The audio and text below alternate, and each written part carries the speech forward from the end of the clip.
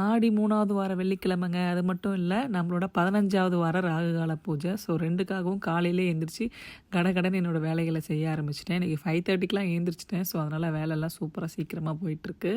நேத்து கமெண்ட்ல ஒருத்தங்க கேட்டிருந்தீங்க, அடல்ட்டோட ஸ்க்ரீன் டைமை எப்படி வந்து கண்ட்ரோல் பண்ணலாம் அப்படின்னு சொல்லிட்டு.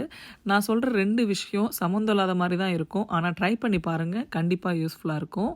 ஒண்ணு வந்து காலையில எந்திரிச்ச உடனே ஃபோன் பார்க்காதீங்க. உங்களோட பிரேக்ஃபாஸ்ட்டு இல்ல உங்களோட என்ன வேலை காலையில மெயினா இருக்கோ, அந்த வேலைய முடிச்சுட்டு ரிலாக்ஸ்டா இருக்கும்போது ஃபோன பாருங்க. இன்னொன்னு நைட்டு தூங்கும்போது ஃபோன உங்க ரூம்ல வைக்காதீங்க. ரூம விட்டு வெளியில வைங்க.